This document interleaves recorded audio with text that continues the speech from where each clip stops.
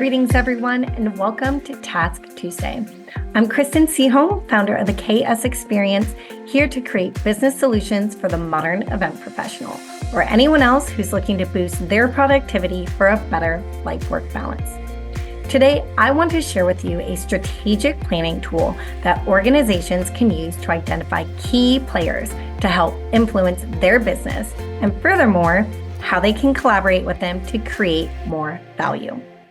It's called the Value Net Model. This strategic framework emphasizes collaboration and mutual value creation among participants within their network.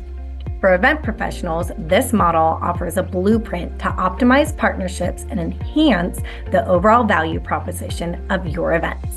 So let's dive in.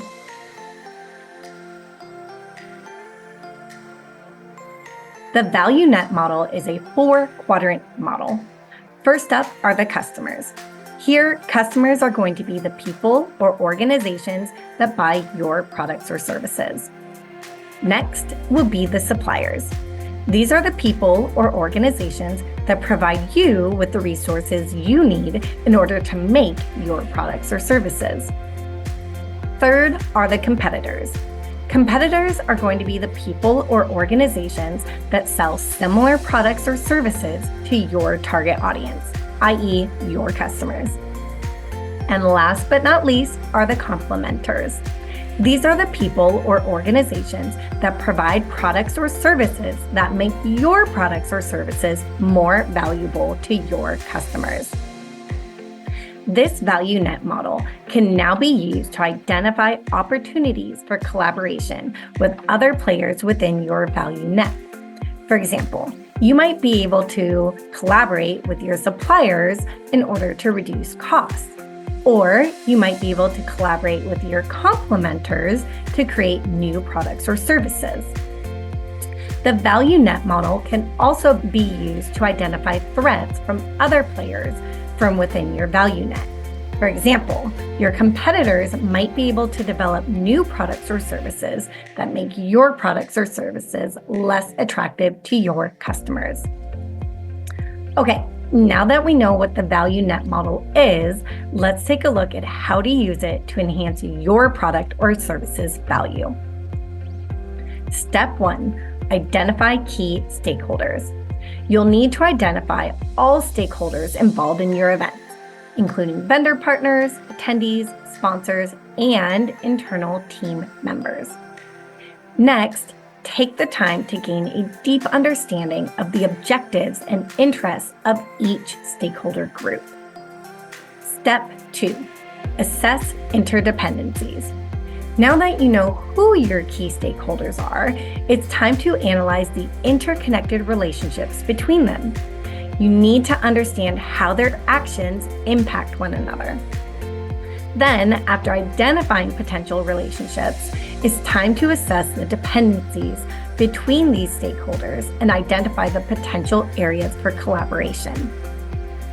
Step 3, define value propositions. You'll need to work on gaining insights into the unique needs and expectations of each stakeholder group. Now, you'll want to develop tailored value propositions for each group, highlighting how their participation in your product or service will benefit them. Step 4, encourage collaboration, where the fun begins. It's now time to design opportunities to facilitate networking and collaboration among your stakeholders. This could include inviting and attending existing networking events together, or perhaps putting on your own little intimate soiree.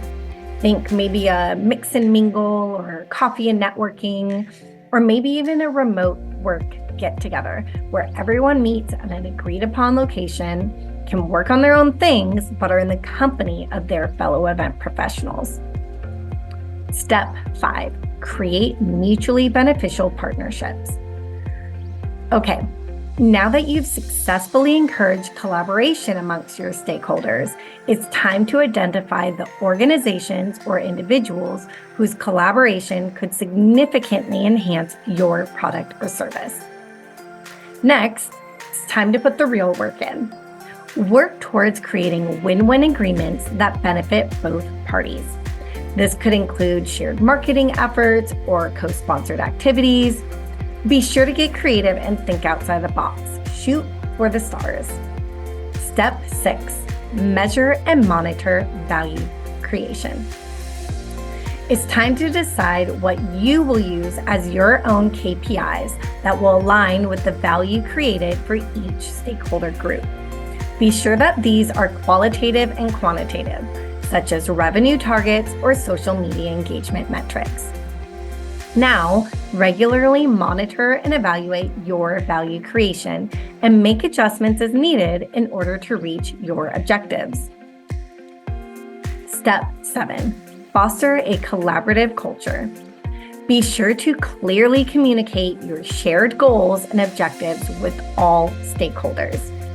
The goal is to foster a culture of open communication and transparency among your stakeholders, promoting that collaborative spirit.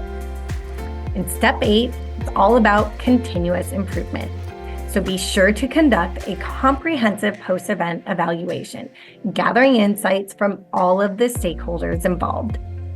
Now, apply these lessons learned to continuously improve the value net model for future events.